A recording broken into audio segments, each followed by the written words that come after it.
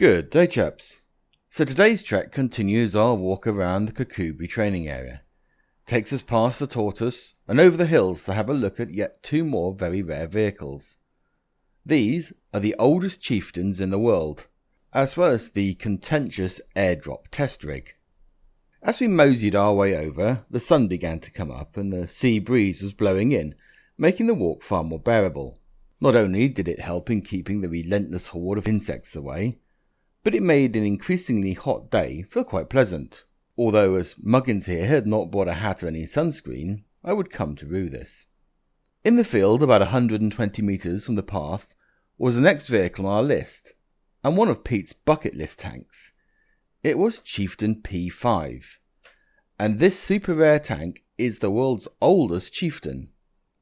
And Bovington might claim that they hold that title with P6, but this one was delivered in April 1962, while P6 did not arrive until November that year. For many years this vehicle was considered off limits, due to the fact that the range was just behind a hot zone, one of two areas used for depleted uranium testing in the past, and very much off limits to everybody. Although I had no intention to look closer at that zone. I had already been hit by several of those bloody horseflies, and the last thing I needed was some irradiated kaiju-sized ones spawning out of the ferns. But for the very first time, we could now get up to P5 to have a close look. The tank itself, while distantly looking like a chieftain, is very different from those that then went into later production. The hull itself is angled differently, and is actually thicker on some of the prototypes, being around 100mm thick before angling in some places.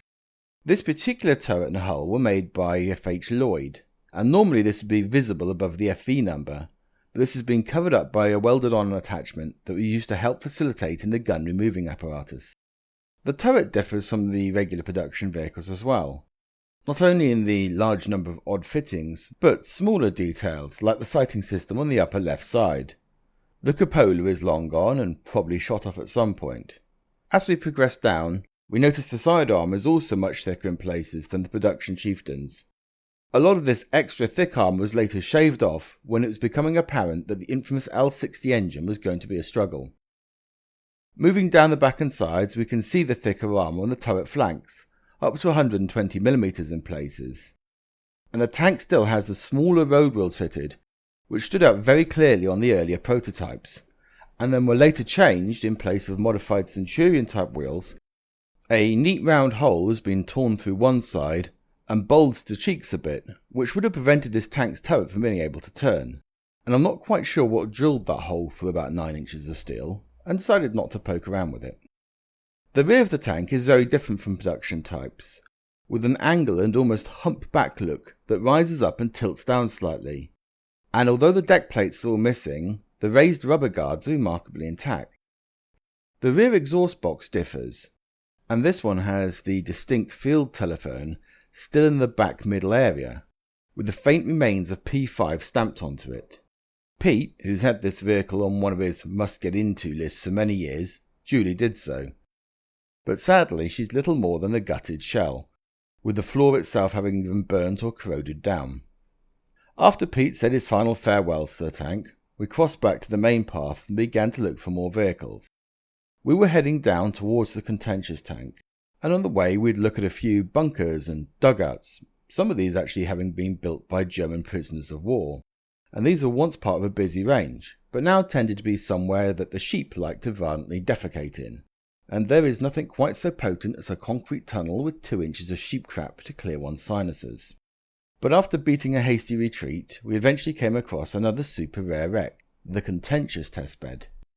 Now if you're a regular on this channel, you may recall I did a video on the contentious vehicles as part of Project Prodigal.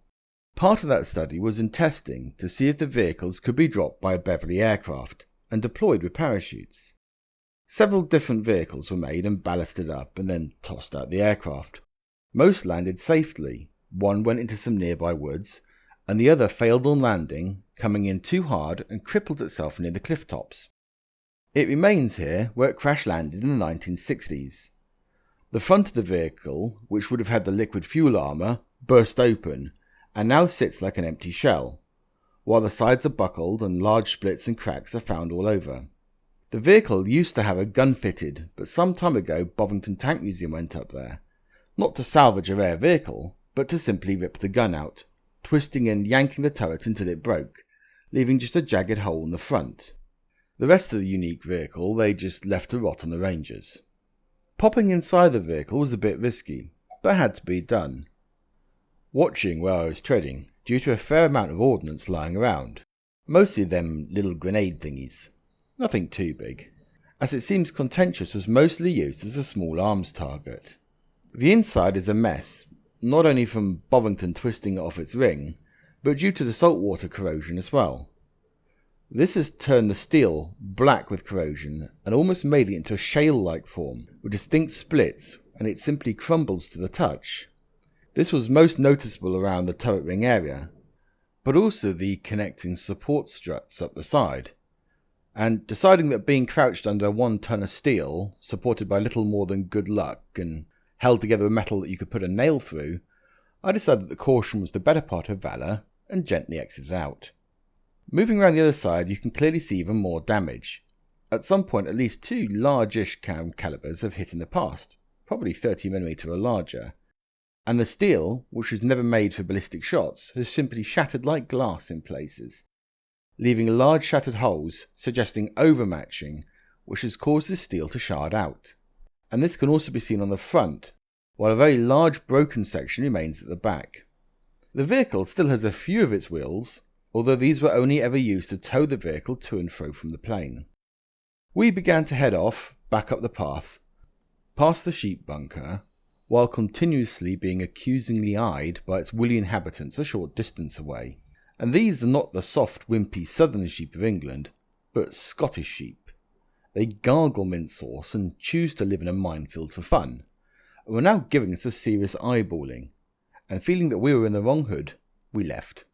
Our last stop was another chieftain, also a very old one, and for this we had to climb a big hill, and now the sunshine was out in full, making it slightly easier said than done, as it was mostly a hillside that was covered in long grass but had been raked by shellfire for decades, and so every step was a potential broken ankle, while I stopped every few minutes to inspect some bullet or random fragment found in the grass.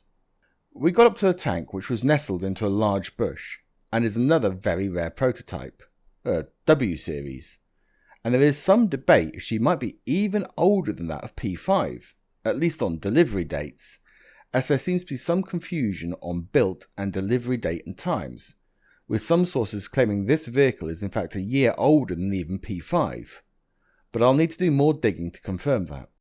Otherwise she's mostly intact, well, at least on the outside. Snuggled into her blackberry bush, the rear deck plates are still intact, albeit open to the elements, and they differ in layout from later production tanks.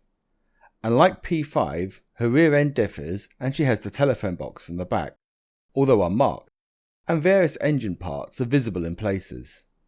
The back of the turret has taken a few hits, which look to be practice rounds, as this is very thin plate and most have just left dents. But the rear hatch is open, which would have once been used to feed the gun into the tank. The cover has long gone and the cupolas are missing, but this gives me a good chance to look inside. Pete, my companion on this tank journey, can recall firing at this target from Brown Hill when testing new calibration equipment for chieftains in service. This involved Hesh rounds from about 2 miles away, and the first struck the turret top and grazed along, and the second clapped the cheeks and wrecked the inside of the tank. This Hesh strike is still visible on the turret cheek, which has stripped away any fittings and possibly even an armoured triangle which might have been present. The distinct splash marks from the Hesh strike are still visible in the steel. Towards the front, the old style tracks are still in place, although many of the rubber blocks have come off, and the lower nose itself, while covered up, sports 3 very good APDS holes in the lower plate, which caused even more damage inside.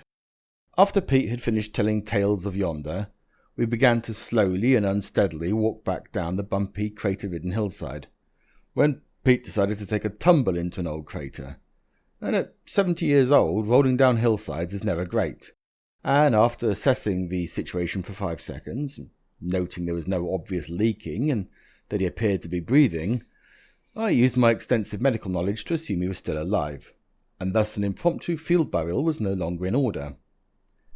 We hobbled down the rest of the hill and, after meeting up with the Commandant, set off to find more tanks.